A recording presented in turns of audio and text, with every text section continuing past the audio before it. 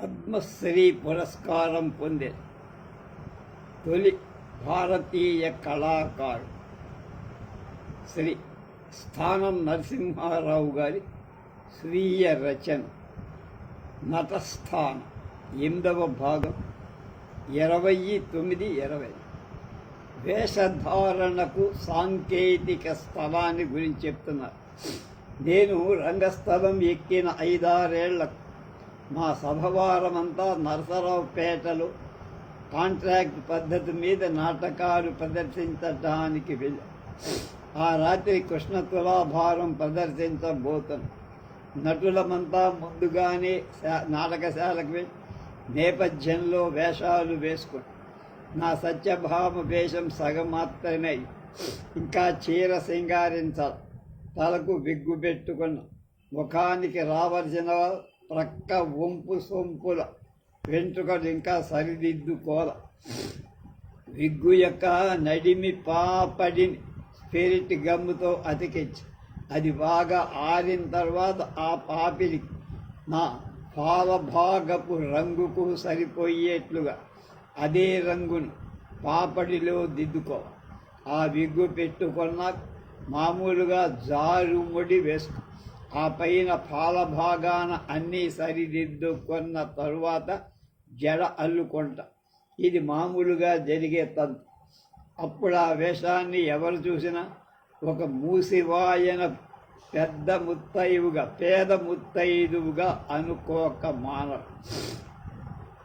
ముంగురులకు క్రీపుల hair వెంట్రుకలను చేతిలో ఉంచుకొని దువ్వెనతో సరి చేసుకుంటూ ఇంతలో ఎవరో కొందరు పురుషులు 40 ఏళ్ల ఒక స్త్రీ నా వెనక భాగానికి వచ్చి నిలబడి చూస్తున్నారు కాబోలు నేను అందులో ఆమె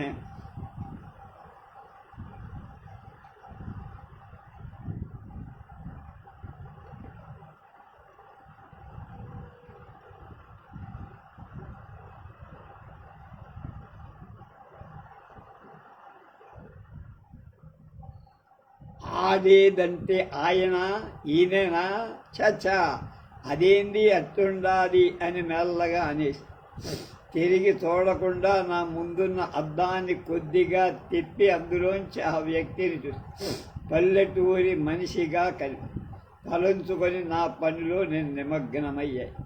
ఇంతలో కాంట్రాక్టర్ ఏదో పని మీద మా దగ్గరకు వచ్చి ఆయనతో రహస్యంగా చెప్పారు.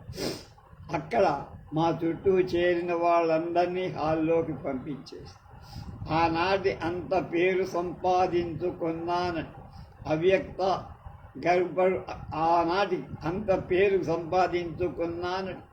అవ్యక్తాన గర్వపడుతుందని ఒక సామాన్య స్త్రీ వల్ల అంత మాట అనిపించుకున్నాని అనే అవమానం పొందా.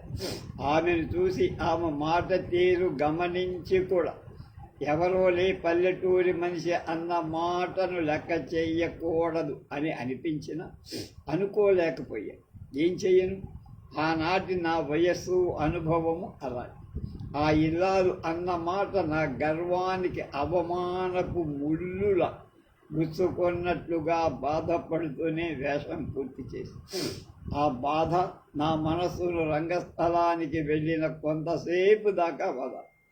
అందువల్ల ఆంగిక వాచిక అభినయాలు నిర్మలంగా స్వరపడలేకపోయి ఆ ఉచ్చారణలు బిగువు కూడా కొంత నీరసించినట్టు ఈ అనుభవం పొందాక నేపథ్యంలో వేషధారణ జరిగేట ఇతరులనెవ్వరినీ లోపలికి రానియకుండా ముందుగానే కట్టుబాటు చేసుకునేవాడు. కానీ ఇది అనుకున్నంతగా అన్ని చోట్ల కుదరదు, సాధ్యంగా. కొన్ని చోట్ల మోమాటాలకు లోబడి కట్టుబాటును సడలించుకోవాల్సి ఉంది. అందువల్ల తెలుసుకున్న జాగ్రత్త ఏమిటంటే నాటకశాల నేపథ్యంలో వేషధారణ ఒక సాంకేతిక స్థలం, పాత్రధారులకు ఎంతైనా అవసరం. గ్రీన్ రూమ్ అంటారు. అది మహాయోగులకు పరకాయ ప్రవేశంలో ఎలాంటి నిగూఢమైందో నటులకు కూడా తమ పాత్ర పరకాయ ప్రవేశంలో అలా అవుతుంది. ఆ స్థలంలోనే పాత్రధారుడు తమ సహజ స్వరూపాలను మరుగుపరుచుకొని భ్రాంతిమంతమైన రూపాంతరాలు పొందుతూ ఉంటాయి. కనుక నాటకశాల నేపథ్యంలో ఒక ప్రత్యేక గదిక లేక 4 వైపులా కమ్మే ఏ ఆచ్ఛాదనతో కానీ ఒక మరుగు ప్రదేశంగా నటులు తమ వేషధారణకు ముందే చూసుకోవటం మంచిది.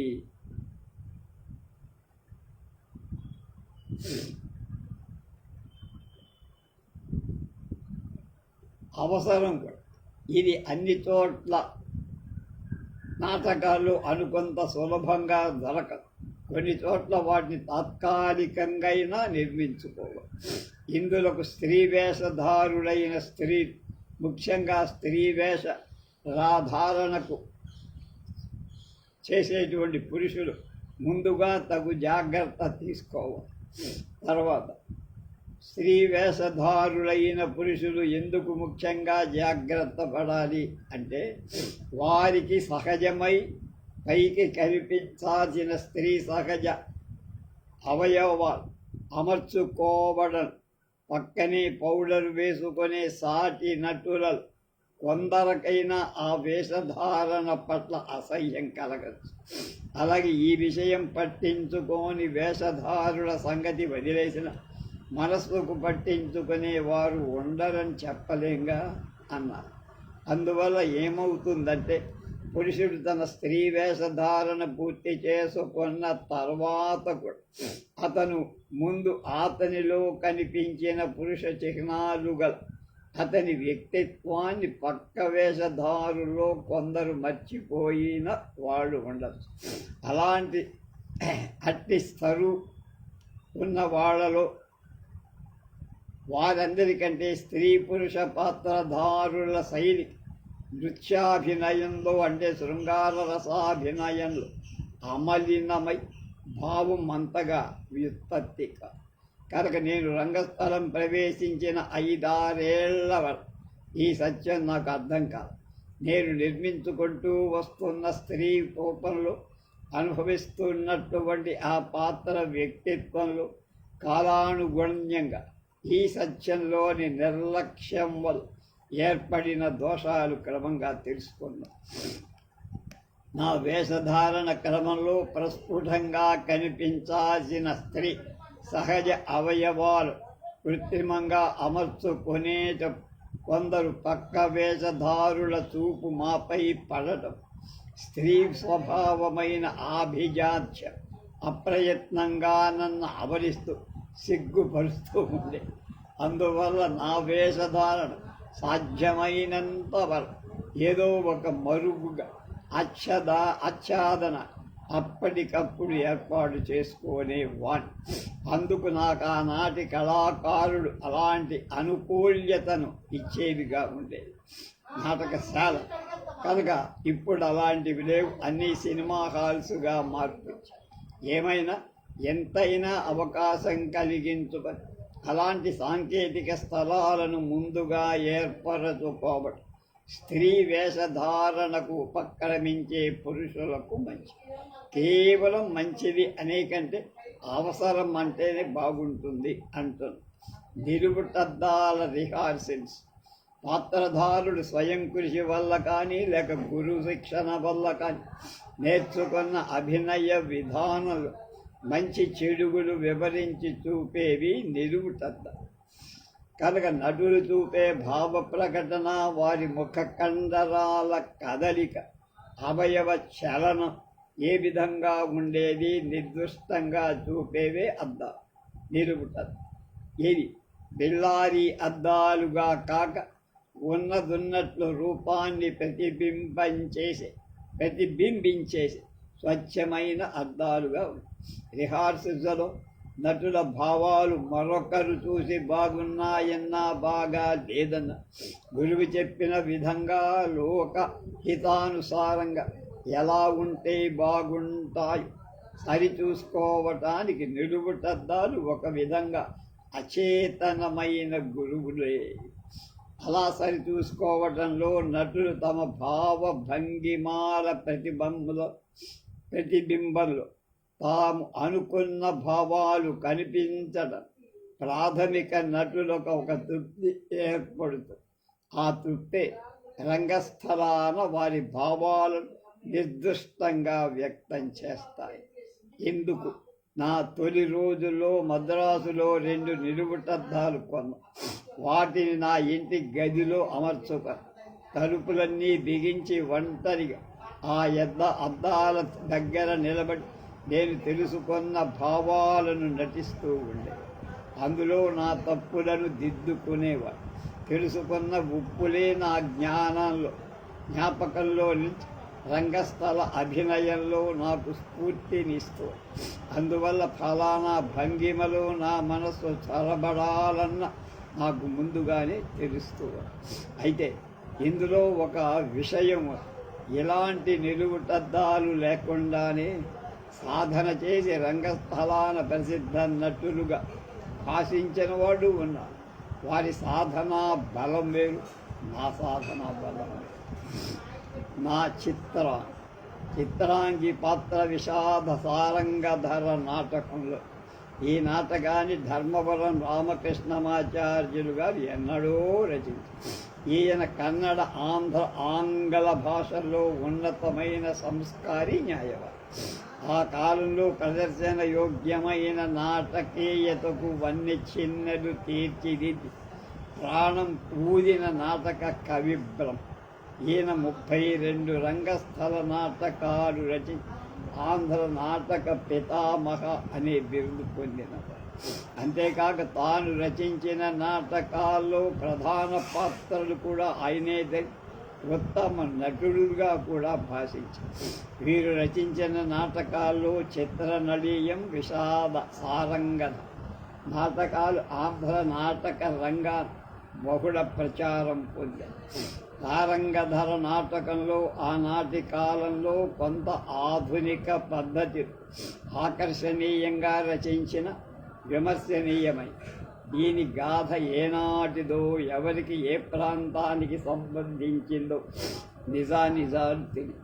దీని ఒక ప్రాచీన కవి తొలుత రచించిన ద్విపద కావ్యాన్ని ఆధారంగా చేమకూరి వెంకటవి గద్యకావ్యం రాసి దాన్ని ఆధారంగా తీసుకొని మరికొన్ని మెరుగులు సంతరించుకొని 1887 ధర్మవరం వారు రామకృష్ణమాచార్య విషాద సారంగధరమనే పేరు నాటకాన్ని రచించినట్టు ఆ నాటక ఉపోద్ఘాతంలో చరిత్ర తెలియని వాళ్ళు మహాభారత గ్రంథాన్ని అంకితంగా తీసుకొని రాజమహేంద్ర నగరాన్ని రాజధాని నగరంగా చేసుకొని రాజ్యమేలిన ఆనాటి రాజరాజ నరేంద్రుడే ఈ నాటకంలోని రాజరాజ నరేంద్రుడని నమ్మారు చాలా. ఈ నమ్మకాన్ని దృఢపరుస్తూ ఒక దృష్టాంతాన్ని కూడా వాడు చెప్తూ ఉంటారు. అది ఏమిటంటే, ఇవాళ రాజమహేంద్ర నగరంలో ఒక చోట ఉన్న ఉన్నతమైన విశాల దిబ్బను సారంగధర మెట్ట అని చెబుతూ ఆ మెట్టని మీదనే ఈ నాటకంలోని ఆనాటి సారంగధరుడి కాళ్ళు చేతులు తండ్రి రాజరాజ నరేంద్రుడు నరికించాడు. అందుచేత ఈ మెట్టకు సారంగధర మెట్ట అనే పేరు అనాదిగా వస్తుందని జనశ్రుతి. దీనికి చరిత్రాధారం ఏం లేదు, అది మనకు అప్రశ్న. ఈ నాటకంలో రాజరాజ నరేంద్రుడనే పేరు గల ఒక ముసలి రాజుడు, అతనికి చిత్రాంగి అనే పేరు గల భార్య, వారిద్దరికీ సారంగధరుడనే పేరు గల యుక్త వయస్సుడైన కొడుకు. ఈ కొడుకును ఆ ముసలి రాజుకు సామంతుడైన ఒక రాజకుమార్తె చిత్రాంగి తన వివాహానికి ముందే ప్రేమిస్తుంది. ఈ సంగతి తెలుసు కూడా ఆ ముసలిరాజు ఎలాగో ఒక ఉపాయం చేత చిత్రాంగిని పెళ్ళాడేస్తాడు. ఆ చిత్రాంగి ముసలిరాజు మోసాన్ని తెలుసుకొని తన మనోగత వాంఛ తీర్చుకోగలను అతనితో కాపురం చెయ్యటానికి ఒప్పుకొని రాజమహేంద్ర నగరం వచ్చేస్తూ ఆ ముసలిపై ప్రేమ నటిస్తూ సారంగధరుణ్ణి ఏకాంత గమనానికై నిరీక్షిస్తూ ఉంటాడు. ఇంతలో ఒకనాడు ఆ ముసలిరాజు మృగయా వినోదార్థమై దూరాన గల అరణ్యానికి వేటకు వెళ్ళి ఆ సమయంలో చిత్రాంగి కోర్కెకు కాలం కలిసి రావటం వల్ల సారంగధరుని పావురాలాటలో ఒక పావురం ఎగిరిపోయి చిత్రాంగి మేడ పై భాగాన వాలింది. చిత్రాంగి తన దాసీల సహాయంతో ఆ పావురాన్ని పట్టి దాచుతాడు. సారంగధరుడు తన పావురానికై చిత్రాంగి మేడలోకి వస్తాడు. అప్పుడు చిత్రాంగి సారంగధరుణ్ణి ఆదరించి ఆతిథ్యమి తన పూర్వపు ప్రేమ ఉదంతాన్ని చెప్పి అతనిపై తన ప్రేమ వెలు. అతడు చకితుడై పెనతల్లి వాడి వలన ఆమె ప్రేమను నిరాకరించి వెళ్ళి ఆ నిరాకరణ చిత్రాంగి ప్రేమకు గొడ్డలి పెట్టు లాంటిది. తరువాత వేట నుంచి వచ్చిన ముసలిరాజు సారంగధరుడు కామోద్రేకాన వచ్చి తనను బలవంతం చేసి చీకాకు పరచినట్టు నేరారోపణ చేస్తూ ఆ మాట విన్న రాజు ఉగ్రుడై కొంత న్యాయ విచారణ చేసి సారంగధరుని కర పాదఛేదన శిక్ష వేసి తర్వాత కొన్ని దృష్టాంతాల ఆధారంగా సారంగధరుడు నిర్దోషి అని తెలుసుకున్న రాజు విచారం పొంది చిత్రాంగికి చిత్రవధ శిక్షగా వేసి ఈ తరువాత పుత్త శోకానం మరణిస్తారు. ఇది ఈ నాటకంలో క్లుప్తగాథ. ఈ నాటకం విషాదాంతంగా ముగింపబడు. అందుకే దీన్ని విషాద సారంగధర అని పేరు పెట్టారు ఆచార్యులు. ఈ రచనను గురించి ఆనాటి పెద్ద ప్రేక్షకుల విమర్శనకు విచారానికి ఒక సమాధానం ఆచార్యుల వారు తన ఉపోద్ఘాతంలో ఇలా అన్నారు. ఈ కథయే ప్రశస్తమని, సవతి తల్లి కుమారుణ్ణి మోగించడం దుర్నీతిదాయకమని, నాటకాలు తగింది కాదని కొందరి అభిప్రాయం. నీతి దుర్నీతి మన పరస్పర ఆధారాలు. దుర్నీతి కొద్దిగా అయినా ప్రకటింపకుంటే నీతికి కాంతి రాదు. రావణుడు దుర్నీతి లేకపోతే శ్రీరాముడికి అంత కీర్తి కలగదు. దుర్యోధనుడి దుర్నీతి లేకపోతే పాండవులకంతటికి ఖ్యాతి రాదు. కనుక నీతి కుదర్చాలంటే దుర్నీతిని కొంచెం ప్రకటించే తీరాలని నా వినయం. రుచి భేదం, అభిప్రాయ భేదాలు ఉంటే ఉండొచ్చు అని ఈ అభిప్రాయం మా సభ వాళ్ళకి బాగా నచ్చింది.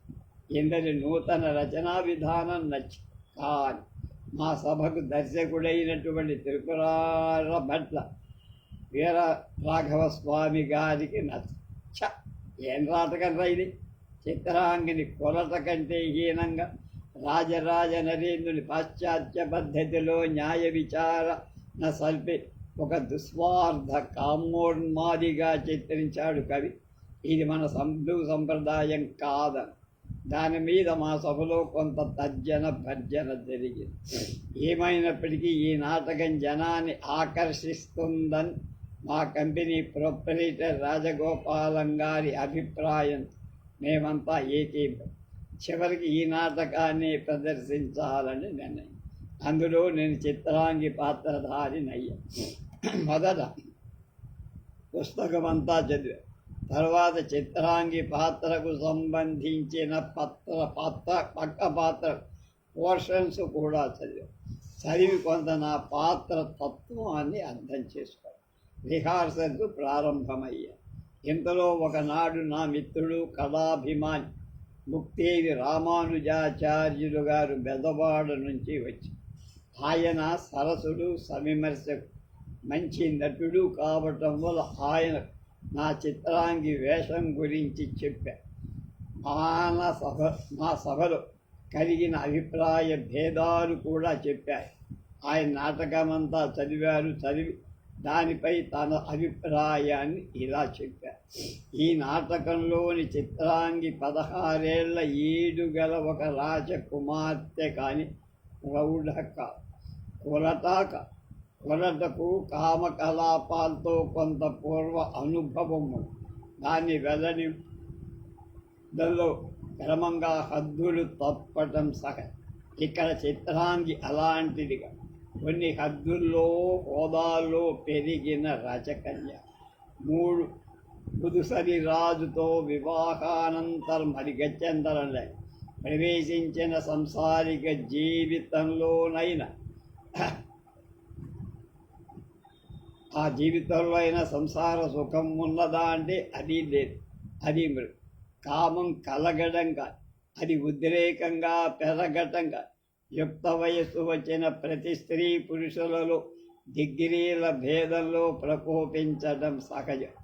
ఇందులో పురుషుల కంటే స్త్రీలకే హెచ్చు కామోద్రేకం ఉంటుందని వాత్సాయన కామసూత్రకారుడు చెప్పిన అది అణగే ఉంటుంది. దాన్ని హిందూ కన్య వ్యక్తం చేయటం పురుషులకున్నంత స్వేచ్ఛ పొందదు. అది కాక ఎంతటి అనుభవం గల జాన అయిన తన నోటి మాటలతో అలాంటి కామోద్రేకాన్ని చెప్పదు, తెలుపదు కూడా. అందుకు సంబంధించిన భావచేష్టల ద్వారా తెలియజెబితే చెప్పు. అది సామాన్య స్త్రీల లక్ష్యం. ఈ రాజస్త్రీ అందులో కన్యగా ఉంది. తొలిసారిగా కాపురానికి వచ్చిన యువతి అస్సలే చెప్పలేదు. ఒకవేళ అంతటి అవసరమే తొందర పెట్టే స్థితికి తాను దిగజారితే తన ఆంతర్య దాసీల సహాయాన్ని కోరుకుంటుంది. ఆ ఆంతర్యులు ఎక్కువగా నేర్పరులై ఉంటారు.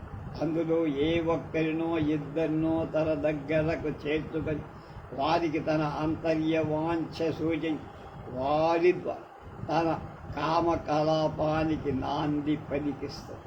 ఆ విధంగా తన ప్రియుడి చెంత కొంత ఉపోద్ఘాతం నడిపించాక సమయ సందర్భాలను బట్టి తాను ఒంటరై అతని వల్ల తన కోరిక తీర్చుకోవడానికి ప్రయత్నిస్తుంది. ఈ నాటకంలో అవేం లేవుగా.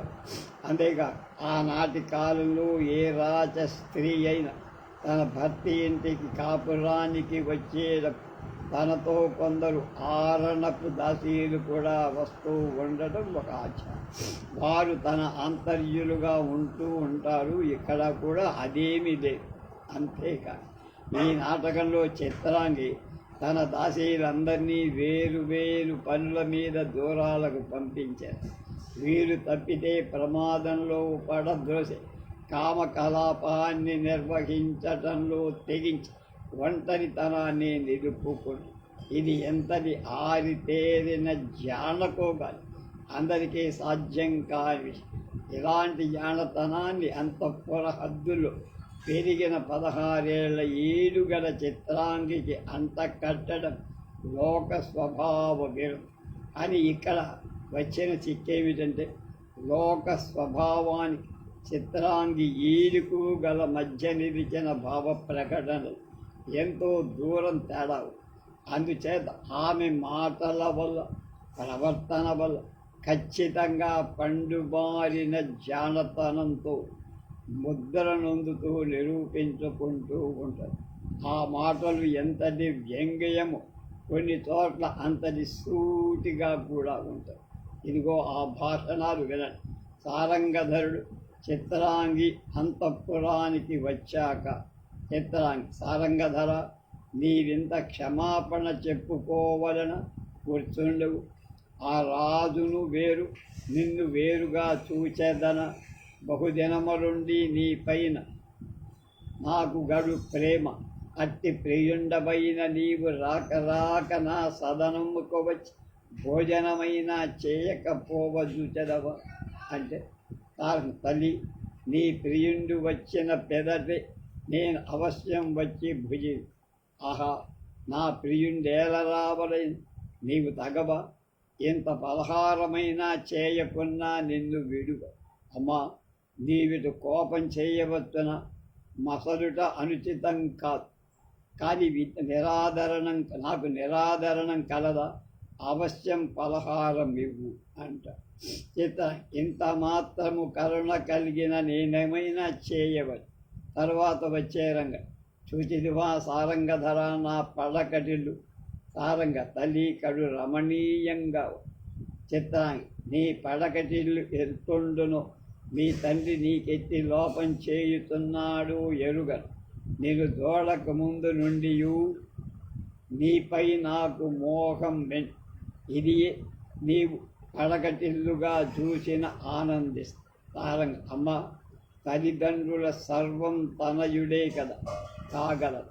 చిత్రాంగి, నీ వనుమాట తల్లిదండ్రుల అనంతరం కదా, నాకడు కాదు. నేనుండగానే నీ సొత్తుగా చేయనించి ఉన్నా. నీ ఇష్టానువర్తనం ఇందు కోరినవన్నీ నెరవేర్చగలవు. తెలిసిందా? ఇంకొక చోట మళ్ళీ సారంగలు, అంతెందుకు, ధైర్యం ఒకటి కలిగి ఉండాలి, కానీ నేనే నిన్ను కామించి పైబడిన వరదని తోచేస్తావా అంటారు. మరో చోట సారంగధడు, తెగింపుతనం, ప్రాణవల్లభా, నీవేళ ఇలా తోలనాడదు పాపమంటున్న భగవానికి ఎన్నడూ పాపం కలగదు. ఇక నాకా ఎంత పాపానికైనా నేను సిద్ధం. ఈ నా మదన శాపం సహింపజ్జ. మనోరమణ, పైగాలి సోకినంత మాత్రమున వెన్నవలే మనసు కరిగింపజ్జా. నీ రమణీయమణి రతి తేల్చు భాగ్యం ఎన్ని దినాలకు లభించగలదు. యువతీ నవమదన,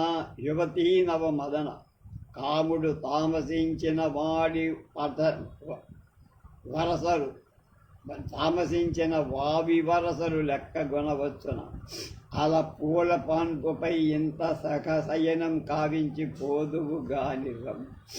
ఇక్కడ చూడు, రాజరాజుతో తన భంగపాటు ఎలా చెప్పు. ధరుణీశ, వానికెంతటి బలము మదనభూతం సోకినందున మితిమీరిన చేవ గలిగెనో ఏమో. వాని కౌగిట చిక్కి కాలు కేలు కదలింపజాలకుంటేనే. ఎవరు? తండ్రి అన్నమాట. మరొక చోటు, తన భర్తకు సంస్కృత సమాసాల్లో ఎలాంటి అవాచ్య భావాలు వినిపిస్తుందో భూరమణ, నీవు నన్నెంతో ముద్దు చేసి ముద్దు పేరుగలగా పిలచెదవే. వాడు నా కొసంగిన అభిధానంలో దశాంశమైన నీ నోట వినపడలేదు. లోకమోహన మనోహర రూపిణి అవటం, మదన శాంభవీ శంబర విముక్త లీలా కురంగి అనటం, కళా కవిత విలాస లలితాక్షిణి కళానిధి అవటం, రతీ సతీ సమాదృత మయూర్య.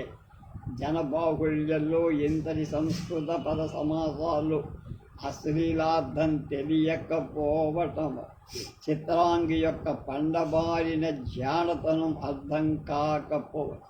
కానీ ఇక్కడ విను, సారంగధరుడిపై చిత్రాంగి ఆరోపించిన నేరాన్ని న్యాయస్థానంలో న్యాయాధిపతిగా కూర్చున్న రాజరాజనదేంద్ర సమక్షంలో చిత్రాంగి తెలియచేసిన వాంగ్మూలం ఒక లేఖలో ఇలా ఉంది. దీన్ని ఆ న్యాయస్థానంలో ఒక న్యాయవాది చదువుతాడు. అది ఇది: భోజరాజపుత్రిక 16 సంవత్సరాల ఈడుగా రాజరాజ నరేంద్రుడి భార్య చిత్రాంగీదే ప్రమాణపూర్వకంగా చెప్పే. మొన్న ద్వాదశి గురువారం మధ్యాహ్నం 20 గడియల కాలంలో సారంగధరుడు నా ఇంటికి వచ్చి నన్ను మోహించి మాటలాడి బలిమపై పట్టి చెరచ. ఈ బలిమిపై పట్టి చెరచను అన్నమాట ఎంతటి జ్ఞానహీనుడికైనా అర్థం కాకపో. అంతేకాక 16 ఏండ్ల ఈడుగల చిత్రాంగి ఎన్నో ఏళ్లుగా రతి సౌఖ్యం అనుభవం కలిగి ఒక జానతనాన్ని అంటగట్టి అంతటి సంస్కృత పదజాలం పచ్చి శృంగారాన్ని పలికింపచేయ మొదలుగా అస్వాభి ఔచిత్యభం ప్రబంధ నాయిక ఎవరినో అలా చిత్రించచ్చు. ఈ కావ్యం చదువుకోవడం రహస్య సరస్సులకు మనోహరంగా ఉంటుందేమో, బాహ్య చక్షువులతో చూడటాన్ని సభ్యత గల ప్రేక్షకులు సహించలేరబ్బాయి అని విమర్శించారు రామానుజాచార్య. ఇంతగా విడమర్చి ఆయన విమర్శించిన తరువాత నాకు మతిపోయినట్టే. చిత్రాంగిని సమర్థించనుడే, లోక స్వభావాన్ని కాదనను. అవతలి వాడిన అసలు ఇలాంటి నాటకంలో నేను నటించడం నటించను అనటానికి వీలు కూడా. మా సంఘ యజమానుల నిర్ణయం ప్రకారం నా పాత్ర విధిగా నటించాలి. ఉపాయాన్ని ఆలోచి సూటిగా చెప్పే మాటలను కొన్ని చోట్ల తడబాటుతో కొన్ని చోట్ల నంగిగా మింగుతూ ఆంగిక చలనంలో కామోద్రేకాన్ని అణచిపెడుతున్న ఒక హుందాతనంతో ప్రౌఢత్వంతో చూపులు పువ్వులు ఒక విధమైన మత్తుతో ఏ క్షణాన్ని విస్మరింపబడని ఒక రాజఠేవితో నటించడానికి ప్రయత్నించడం మంచిదని ఒక నిర్ధారణకు వచ్చి ముందుగా నా చిత్రాంగి వేషధారణ ఎలా ఉండాలో ఆలోచించి చిత్రాంగి రాజకన్య అంతఃపుర అంగన కనుక రాచపుత్రికల అలంకారానికి అన్వేషి దానికి సంబంధించిన కొన్ని బొమ్మలు చూశా. అవన్నీ లంగాలు కట్టుకొని నాటిపై మేలు ముసుగులు పైటలు వేసుకొని ఉన్నాయి. చిత్రాంగి వేషణ ఇలా ఉండాలని రోషనాలకు కొట్టించిన లంగా కట్టుకొని దానిపై పవిట వేసుకొని ప్రత్యేకించి ఒక పులిపిరి జలతారు సిల్క్ వస్త్రాన్ని మేలు ముసుగులో వేసు పొడుగాటి జడ అల్లుకొని జడ పైభాగాన తలకు పెట్టుకున్న పూల గుత్తితో మేలి ముసుగుతో నా వేషం పడుతూ కన్నెలాగా ఉందనుకొని సంతోషించా.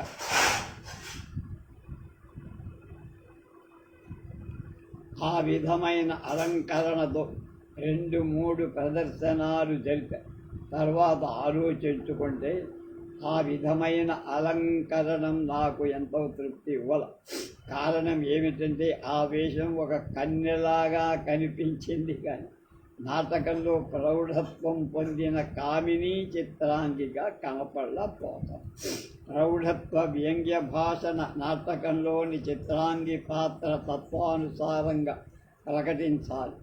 ఆ ప్రకటన నా అభినయంలో ఎంతగా తెచ్చుకున్నా ఈ అలంకరణ అనుసరించి అంతగా ప్రస్ఫుటం కాలేదే అయ్యింది. భావ ప్రకటనకు అలంకరణాకృతంలోని భావభంగిమలు కూడా కొంత దోహదం చెయ్యాలి. అవి ఆ లంగా కట్టులో అంతగా ప్రస్ఫుటంగా రాల. పైగా పాదాల గుంపులు కనపడాల్సినంతగా కనపడక మరుగుపడ్డాయి. బాగా లేదనుకున్నా మళ్ళా ఆలోచన. రవివర్మ వ్రాసిన ఊర్వశి చిత్తరు ఒకటి కని అందులో ఊర్వశి చీరక ఒక వస్త్రం మేలి ముసుగా తలపై ఉంచి కిందికి జాచి వయ్యారంగా నిలబడి ఇది బాగుందనిపించింది. తర్వాత ప్రదర్శించిన నాటకాలు చిత్రాంగి వేషధారణ ఊర్వశిలాగానే అలంకరించుకుంటూ చిత్రాంగి వాచిక శబ్ద ఉచ్చారణ నా భావ ప్రకటన ఎలా ఉండేదో మత్సుకు కొన్ని చెప్తా. సారంగధరుడు తన పావురం కోసం చిత్రాంగి అంతఃపురానికి వస్తా. చిత్రాంగి అతన్ని మర్యాద చేసి పలహారం పెడుతాడు. పలహారం తర్వాత మళ్ళా రంగస్థలానికి ప్రవేశించిన సారంగధరుడి వెంట వచ్చిన చిత్రాంగి తన నోటిలోని ఒక్క పలుకలను నెమ్మదిగా నములు చేతిలోని తమలపాకులను ఈనెను తీసి సున్నం రాస్తూ వంచిన తలలోంచి ఓరగా అతన్ని చూచితివా సారంగధరా నా పడకటిల్లు అని అప్పుడు అతడు తల్లి కడు రమణీయముగా ఉన్నది అని ఆ మాటకు నిట్టూర్పుతో చిత్రాంగి ఏదోనే ఉన్నదట్లా అంట. ఇది సొంత మాట. దీనికి ఆనాటి ప్రేక్షకులు కూడా నిట్టూర్చినట్టుగా సంతోషించేవారు. ఈ మాట తరువాత చిత్రాంగి నీ పడకటిల్లెట్టున్నదో నీ తండ్రి నీకెట్టి లోపం చేయుతున్నాడు ఎరుగను కదా. నిన్ను చూడక ముందు నుండియే చెప్పి తిని నీపై ప్రేమయని మోహం. ఈ ప్రేమయని అనే మాటను స్ఫుటంగా పని మోహమని అనే మాటను లోటిలోని పక్క పలుకును గట్టిగా నములు కొంత నెమ్మది కొంత నంగితో అనేవా. ఆ అనడం ప్రేక్షకులకు వినపడే విధానంలోనే అనేవారు. ప్రేక్షకుల్లోని కొందరు రసజ్ఞులు తమలో నేనంటున్నట్టుగా తమతోనే నేను అంటున్నట్లుగా ఆనందపడు.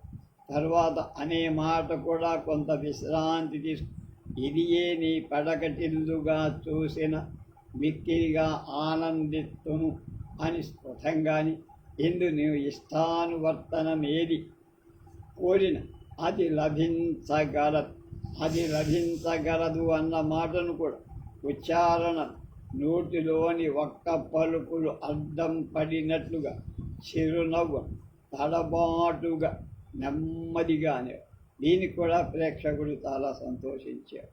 1944 సంవత్సరంలో జంషెడ్పూర్లో ఆంధ్ర నాటక సాహిత్య సంఘం 3 రోజులు రజతోత్సవాలు జరిపింది. అందులో ఒకరోజు సారంగధర ప్రదర్శన చేశారు. ఈ ప్రదర్శనాన్ని అక్కడ ఇంజనీర్గా పనిచేస్తున్న కాజా వెంకట పద్మనాభరావు గారు ఏర్పాటు చేశారు. నేను ప్రత్యేకంగా వెళ్ళి అక్కడ నటులతో వారం రోజులు రిహార్సల్ జరిపి చిత్రాంగి వేషం వేసి రంగస్థల అవసరమైన అన్ని వస్తువులు నేను చెప్పిన ప్రకారం తెచ్చారనుకుని, కానీ అందులో తమలపాకులు మాత్రం తెచ్చి ఒక్కటి మర్చిపోయి, తీరా తమలపాకులతోనే రంగస్థలానికి వెళ్ళే సమయంలో ఒక్కళ్ళే. నోటిలో ఒక్క పలుకు ఒక్కటుంటే కానీ నా చిత్రాంగికి అలవాటు చొప్పున శృంగార భావ ప్రకటనలు వ్యంగ్యం వెలువ. అప్పుడు ఒక్క పలుకు కొరకు హాల్లో ఎవరి వద్దైనా ఉందేమో వెతిక, దొరకదు.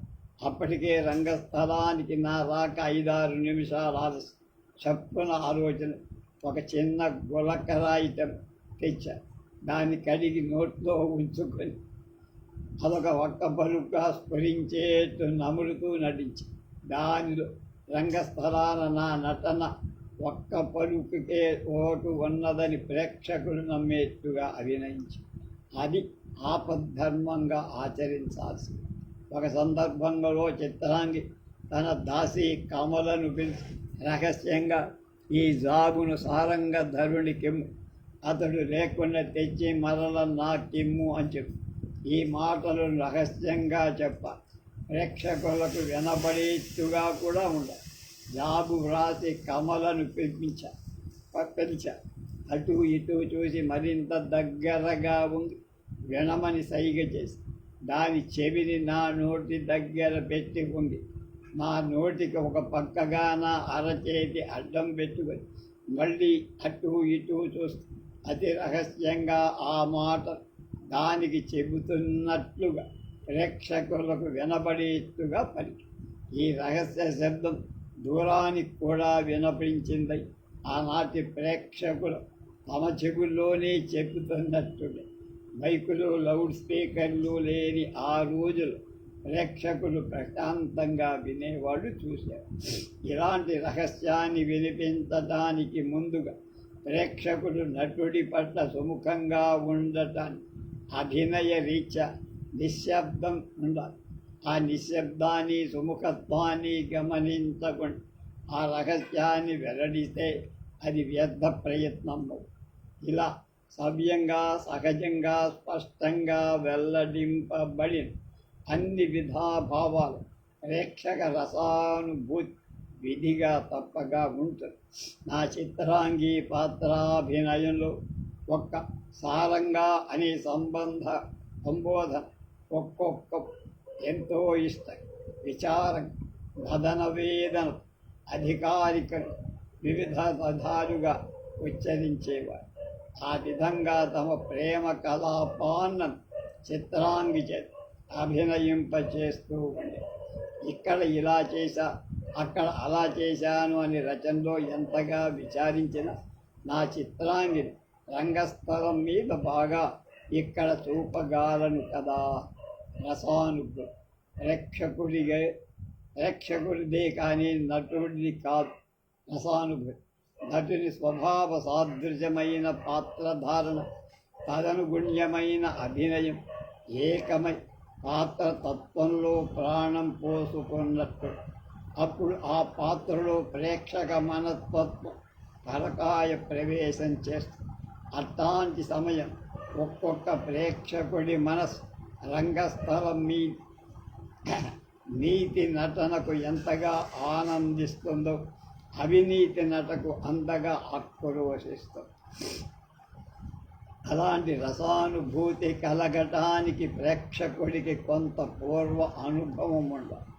అలాంటి అనుభవం లేని వాళ్ళని నటనలోని అంతరాలంత భావకోశాల్లో మరి 100కి 100 పాళ్ళుగా చొరబడే అవకాశం ఉండదు. కనుక అలాంటి వారి నటనలో తెలుసుకున్న విషయం మనసులోకే చొరబ, కానీ హృదయంలోకి చేరదు. అది ప్రేక్షకుడికి హృదయస్థం అయినప్పుడే కళ్ళు చెమ్మగిలుతాయి. కొందరి ఆర్ద్ర మనస్సుల కంటికి ధార కడుతుంది, అదొక అనుభవం. ఒక్క ఉదాహరణ ఆలోచించ. ప్రేక్షకులు హరిశ్చంద్ర నాటకం చూస్తున్నారనుకోండి. తన భార్యను అమ్ముకున్న హరిశ్చంద్రుని భార్యా వియోగ బాధ, దుఃఖం నటుడు అభినయిస్తూ ఉంటాడు. పెళ్లి కాని ప్రేక్షకుడు పెళ్ళయిన భార్య వియోగ దుఃఖాన్ని కొందరి ప్రేక్షకుడు చూస్తున్నారు. అతడు నటుడు చేసే వియోగ దుఃఖాభినయం లోతులు అందుకోలే. కాకపోతే ఏదో ఒక రకమైన విచారాన్ని మాత్రం మనస్సులో సానుభూతిగా పొందు, కన్నీరు కార్చరు. అలాంటి స్థితి ప్రేక్షకుడి రసానుభూతికి దగ్గరగా ఉంటుంది, కానీ హృదయస్థం కానిదే అవుతుంది. కనుక ప్రేక్షకుడికి కొంత పూర్వానుభవం ఉండడం సంపూర్ణ రసానుభూతికి అవసరమంటే ప్రతి ప్రేక్షకుడు భార్యా వియోగాన్ని అనుభవించాలి అని నమ్మకం అనేటువంటి అభిప్రాయం కాదు. అనుభవించకపోయినా అలాంటి సుఖంలోని లోతులు ఊహించుకోగల లోక జ్ఞానిగా అయినా. ఇలాంటిదే మత్తుకు ఇంకో విషయం. రంగస్థలం మీద నటుడు తేలి కొట్టినట్లు అభినయిస్తూ ఉంటాడు. ఆ తేలు ఒక పసివాడికి, ఒక మహావీరుడికి, ఒక నడి వయస్సు వాడికి, ఒక హాస్యగాడికి విడివిడిగా పుట్టిందనుకో. అందులో తేలు బాధ అందరికీ సమానమే, కానీ దాన్ని సహించే విధానాలు వేరువేరుగా. ఈ విధానాలు ఆయా పాత్రల వయస్సు, సంస్కారం, సహనశక్తి, హోదాలు బట్టి మారుతూ ఉంటాయి. అలాంటి భేదాలను ఊహించుకొని ప్రేక్షకుడు ఆ నటుడి బాధ అభివనయ సారంగా రసానుభూతి పొందుతాడు. కనుక ప్రేక్షకుడు స్వానుభవాన్ని కానీ లేక ఊహ అనుభవాన్ని కానీ పొందినప్పుడు రసానుభూతిలో తాత్కాలికంగానైనా తన్మయుడవుతాడు. ఈ తన్మయత్వంలో అనుభవించే ఆనందం కృత్రిమం అయిన అందులోంచి తెప్పని అనుభవించడం అనేది సహజం అవుతుంది. ఇక్కడ చిత్రాంగి అవినీతి మడుగులు ఇచ్ఛాపూర్వకంగానే అడిగేస్తారు. అందులో ప్రేక్షకుల్లో కొందరి చిత్రాంగిపై సానుభూతి ఉండదు. దీని పరిణామంలోని ప్రేక్షకుని అయిష్టపు రసానుభూతి చిత్రాంగి పాత్రలో దాగిన నేను ఒకప్పుడు అనుభవించా, ఆనందించి, అది ఈనాటికి నా జ్ఞాపకమే. అదేమిటంటే అని చెప్తున్నారు. మైసూరు రాష్ట్రంలో తుంకూర్, మనకి ఇంజనీరింగు మెడికల్ సీట్లు ఇదివరకు లేవు. అక్కడికి వెళ్ళి తుంకూరులో చదివేవాడు డబ్బులు కట్టి. అవి ఎన్టీ రామారావు వచ్చిన తర్వాతే మనకి ఇక్కడ విద్య అంతా వచ్చింది. బస్తీలో ఒక రోజున సారంగధర నాటకం ప్రదర్శిస్తూ నాటకాల్లో ఫలానా వాళ్ళు ఫలానా పాత్ర ధరిస్తారని ముందుగానే ప్యాంఫ్లెట్ పంచారు. నాటకం సగానికి పైగా ప్రదర్శనలో అయిపోయి చిత్రాంగి అవినీతి ప్రవర్తన అందరికీ అర్థమైంది. చివరి రంగస్థలాన చిత్రాంగి తన తొందరపాటు తప్పిదాన్ని పరితపించి నిద్రిస్తూ ఉంటాడు. ఇంతలో రాజరాజ నరేంద్రుడు కొన్ని అపరాధ ఆధారాలు చూస్తా దోషమంతా చిత్రాంగిదే అని నిర్ధారణకు వచ్చి నిద్రిస్తున్న చిత్రాంగిని చూసి పట్టరాని కోపంతో దీనిని కరవాలమున ఖండింతున అని తన వర నుండి కత్తి చూసి ఒక్క క్షణం ఆగు అని తన ఆగ్దారు. ఈ నిదానాన్ని కూడా సహించలే ఒక ప్రేక్షకుడు ఉద్రేకంగా చంపేయరా రండముండను కనుక అంతవరకు నిశ్శబ్దంగా వింటున్న ప్రేక్షకుడు నవ్వు. ఆ మాటకు చిత్రాంగి వేషాలు నిద్రిస్తున్నట్లున్న నేను కూడా లోపల నవ్వుకొని ఆగా ఎంతటి ద్వేషపూరితమైన రసానుభూతి చిత్రాంగి పాత్రాభినయంపై ప్రతిధ్వనించిందని చాలా తృప్తిపడి ఇప్పుడు రసానుభూతి ప్రేక్షకుడికి చెందటం నాటక లక్ష్యాన్ని అందుకుందని తెలుసు. రసానుభూతి ఎవరికైనా తన్మయత్వంలో వస్తుంది. ఈ తన్మయత్వం నటుని స్వాభావిక సాదృశ్యమైన భావాభినయం ద్వారానే ప్రేక్షకుడికి ప్రేక్షకులందరూ రసజ్ఞులే. బాలురు బాలికలు పసిపాపలు వాడు నిర్దిష్టమైన నాటక రసాన్ని ఆస్వాదించటానికే వస్తారు. వాళ్ళనందరినీ తమ పట్ల సుముఖులుగా చేసుకునే విధానంలోనే ఉంటుంది భావ ప్రదర్శన. ఆ విధానాన్ని సాధనలు అంటే రిహార్సల్స్లో పాత్రధారులు సమకూర్చుకోవాలి. ఇది వారి సమిష్టి సాధనలు మరింతగా ఆకర్షణీయం. అలాంటి ఆకర్షణలు ప్రేక్షకుడు నటుడి పాత్ర తత్వంలో మానసిక ఐక్యతను పొంది పాత్ర ఏ భావం పొందితే ప్రేక్షకుడు ఆ భావం పూర్తి పొంది తదనుగుణ రసానందాన్ని పొందుతుంది. ఆ సమయంలో నటుడు ఏడిస్తే ప్రేక్షకుడు కన్నీడు తుడుచుకోండి. నటుడు నవ్వితే తాను నటు ఉద్రేకైతే తాను ఉద్రేకం పొందు.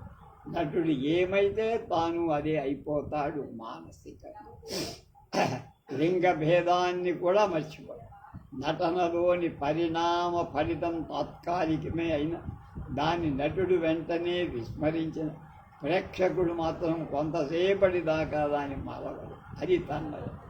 40 ఏళ్ళు నా నాటక అనుభవంలో రంగస్థలాన నేనెన్నడూ ఏ పాత్ర పోషణలోనైనా తన్మయత్వాన్ని పొందనే లేదు. ఉగ్రం, ఉద్వేగం, విపరీతమైన భయం, బీభత్సం, వీరత్వం, కరుణ, శృంగారం మొదలైన భావాలను నటించేవాణ్ణి. పగలబడి దాదాపు 10 నిమిషాల సేపైనా నవ్వేవాణ్ణి. కన్నీటి భారంతో దుఃఖాన్ని ప్రకటించేవాడు. వీటి భావ ప్రకటనలో నేనెన్నడూ తన్మయత్వాన్ని పొందాను. కానీ అయినట్లు మాత్రం కనిపించేది నా నటన. అది నటన. ముందుగా ఎన్నో పర్యాయాలు రిహార్సల్స్లో స్థిరపరుచుకొని మనస్సులో నిలుపుకున్న ఒక్కొక్క భావ పరిణామ పరిధులు రంగస్థలాన చొరబడు మళ్ళా కనురెప్పు పాటు కాలను విడిపడుతూ ఉండేవాడు. ఇలా చొరబడుతున్నానని విడిపడుతున్నానని నాకు బాగా తెలుసు. నేనెప్పుడూ నా జ్ఞాపకాలను రంగస్థలాన మరవల వడలు వివసత్వాన్ని కూడా పొందరు. అంటే తన్మయత్వం. నేను రంగస్థలాన చేసిన చేష్టలని నిజమనుకున్న కొందరు ప్రేక్షకులు భావోద్వేగులు కావడం రంగస్థలం మించే చూస్తూ వ్యక్తతో గ్రహిస్తూ ఉండే.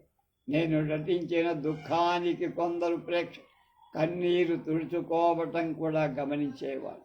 నటుడికి తన్మయత్వమే వస్తే ఈ గమనింపు ఉండదు. ప్రేక్షకులు కనిపించరు.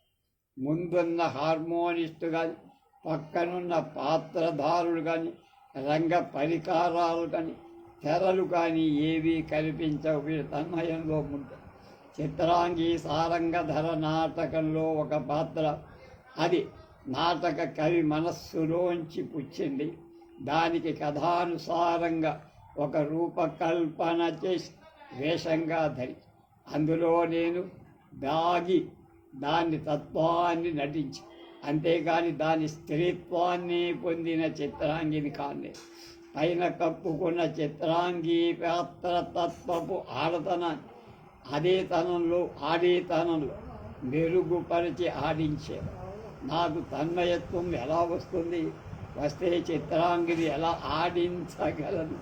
కనుక ఒక అసహజాన్ని సహజంగా మనసా వాచ ఆంగిక చలనంతో ఆడించే నోట్ జాగ్రత్త అనుక్షణం పొందేనటువంటి తన్వయత్వం రాదు కూడా, ముమ్మాటికి రాదు. ఒక్క తాదాత్మ్యం వేరు, తన్మయత్వం. తాదాత్మ్యం చెప్తారు అంటే నటుడి పాత్ర పోషణలో తన్మయత్వానికి దగ్గరగా చేరటం తాదాత్మ్యం. అంతేకాని అందులో పూర్తిగా లీనం కావటం, ఆలీనం కావటం తన్మయత్వం. లీనంగా నడమంటూ వస్తే, లీనం కావడం అంటూ వస్తే నటుడు తన సాధనలో అంటే రిహార్సలలో నిర్దిష్టమైన విషయాన్వేషణలో ఆ పాత్ర యొక్క అవస్థానుభేదాల్లో అవసరమైన ఒక స్థాయిని చేజిక్కించుకున్న ఒకానొక సమయం లీనం కాయితే అవ్వచ్చు. అలాంటి స్థాయి భావం తన మనస్సులో నిలుపుకోవటానికి కావలసిన పర్యాయ రిహార్సల్ యొక్క ఫలితంగా అతనికి ఉపయోగం. అప్పుడది నటనలో అతనికి తగిన ఉద్రేక పరిధిలో నిలబడిపోతుంది.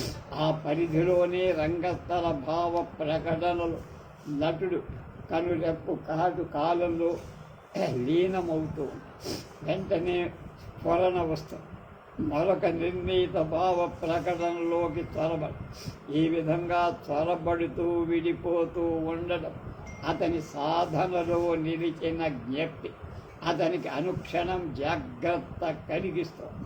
అదే తాదాత్మ్యం. అలాంటి జాగ్రత్త ఉందని నటుల రంగస్థల నటనలు ఏ విషయంలో కూడా అయినా తన్మయత్వం వస్తే తర్వాత విషయం అయోమయమైపోతుంది.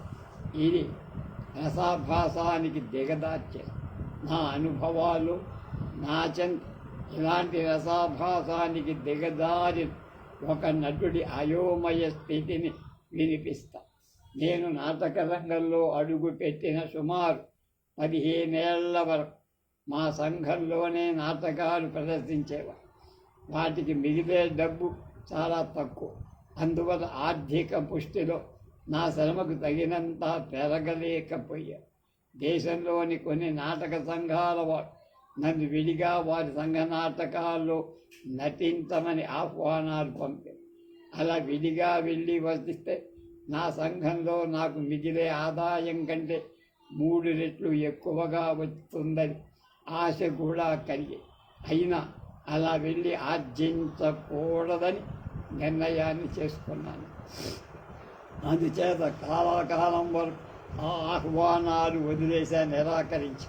కానీ కొంతకాలానికి నా చుట్టూ పేరుకుంటున్న ఆర్థిక ఇబ్బందులు, ఒత్తిడి నా నిర్ణయాన్ని సడలించడం ప్రారంభం. నా భవిష్యత్తు ఊహించుకొని, క్షీణిస్తున్న నా ఆరోగ్యాన్ని తెలుసుకొని, ఒక్క సారంగధర నాటకంలో అయితే విడిగా వెళ్ళి నటించడానికి కొన్ని నిబంధనలతో అంగీకరించి, అదేమంటే నాటకం రోజు ముందుగా నేను 3-4 రోజుల వ్యవధిలో ఆ ఊరు వెళ్ళి వారి సంఘంలో రిహార్సల్ జరపడానికి, అందుమూలకంగా నాకయ్యే ఖర్చంతా వాళ్ళే భరించడానికి, నా పాత్రధారణకు వాళ్ళు ఇవ్వాల్సిన కట్నం 300 రూపాయలు ముందే నాకు ఇవ్వడానికి స్థూలంగా నియమాలు ఏర్పాటు చేశారు. అందరికి అంగీకరించిన సంఘాలకే వెళ్ళి నటించారు. అన్ని నియమాలు అంగీకరించిన కొన్ని సంఘాలు సరి అయిన రిహార్సల్స్ జరిపేవి కావు. అందులో వాళ్ళంతా చాలా వరకు ఇతరత్రా ఉద్యోగస్తులు కనుక రిహార్సల్ సరిగ్గా రాలేకపోయి, అందువల్ల ఆ ప్రదర్శనలు మొత్తం మీద చాలా లోపపోయిస్తాయి. ఎట్లాగూ నా చిత్రాంగి పాత్ర పోషణ బాగుందన్నప్పటికీ నా పక్క పాత్రలు వట్టి వేషధారులుగా కొందరు ఉండటం చేత మా నాటక సంఘంలో సమిష్టిగా ఏర్పడుతూ వచ్చిన నాటక నా మనస్సుకు ఏర్పడదు. అది తప్పని నా అంతరాత్మ స్మరిస్తేస్తున్న కర్తవ్యమని ఆ నాటక వాహిని ప్రవాహానికి ఎదురీదలేకపోయి అలా గడుస్తున్న కాలంలో ఒకనాడు నెల్లూరు రంగస్థలాన్ని ఒక అభాసం జరిగింది. నెల్లూరులో ఒక ఔత్సాహిక నాటక సంఘం వారు తమ శక్తులను చిత్రాంగిగా నటించటానికి ఆహ్వానం పంపారు. నా నిబంధనలు ఒప్పుకున్నారు. వెళ్ళా. 3 రోజులు సాయంకాలంలో రిహార్సల్స్ నడిచారు. అందులో సారంగధర పాత్రధారు ఎస్ రామదాసయ్య గారు నియమని.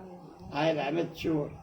ఆ చేత ఆయన సారంగధరుడుగా నటించడానికి కొంత ఆర్థిక సహాయం కూడా ఆయనకి ఇచ్చాడు. నరసింహాచార్యులు గారు సంఘానికి హార్మోనిస్ట్. ఒక విధంగా ఆయనే కంపెనీ డైరెక్టర్.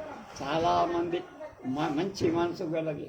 ఆయనకు ఒక కాలు కొంచెం అయితేనే తన హార్మోనియం వాయింపు శబ్దం ద్వారా పాత్రల పద్య పఠనాన్ని ప్రాణం పోయడంలో అతి సమర్థ. సారంగధర పాత్రధానికి ఉగలాటమే కానీ పోషం రాదు. ఆ 3 నాళ్ల రిహార్సులో ప్రాంప్టింగ్ ఆధారాన్ని తన పోర్షన్ను ఎట్లా కొంతవరకు కంఠస్థం చేసి ఆయన ఏ విధంగా ఒక విధంగా రూపసే కానీ ఆకార పుష్టి గల నిండు విగ్రహం కంఠస్థమైన పద్యాన్ని అర్థయుక్తంగా విడమర్చి చదవటంలో సమర్థుడు. శృతిబద్ధంగా శ్రావ్యంగా రాగాలాపన చెయ్యి. సారంగధర నాటక ప్రదర్శనం మొదలైంది. హాలంతా ప్రేక్షకులతో నిండారు. కొందరు తోడుదాటక సైడు వెంగుల్లో నిలబడ్డారు. చిత్రాంగి సారంగధరుడి చెంత తన ప్రేమోదాన్ని వినిపించే ఘట్టం జరుగుతోంది. సారంగధరుడు చిత్రాంగి ప్రేమను నిరాకరించి వెళ్ళబోతాడు. అతన్ని ఆపి చిత్రాంగి తోక తొక్కిన త్రాచులా నిలిచి తన శక్తిని ప్రజ్ఞను కోపభావంతో వెల్లడిస్తూ ఆ ప్రకటన కొంత వచనంలో కొంత శీసపద్యంలో ఉంది. అవునా, నిక్కువమా, పోయదవా, మానిని మాత్రం సాగించిన అని వదర్పజాలని కార్యమే లేదు.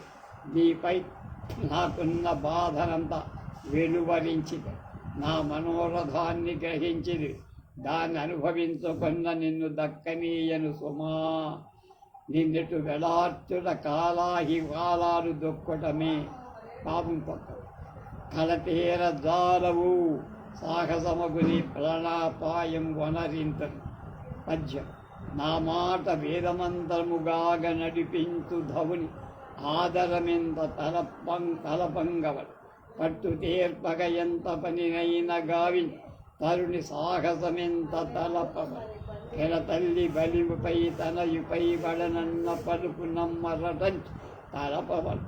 పురుషుండు చరచదుందరి అయిన సతినన్న ధరణి నమ్ముదు 2 ధరంపద. అలక తనయువాని గణింపగ ఎనజు సాహసంబుడు. ఇంటి కృతంబు గడి నదికి నోడక చంపించు సాహసం కలుగకుండునే అనుమాట తలప. ఈ పద్యాన్ని మోహన రాగంలో కోపావేశాన చదివి ప్రేక్షకులు అంటుమోరను నల్లాభావం మార్చే.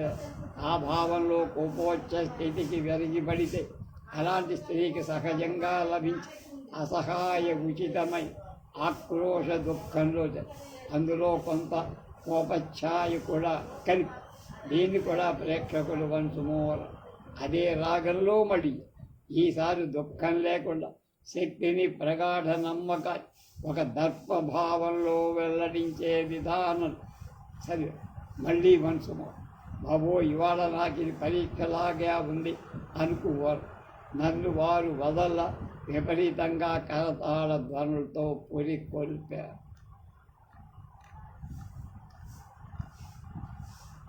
తర్వాత ఏం జరిగిందో రేపు తెలుసు.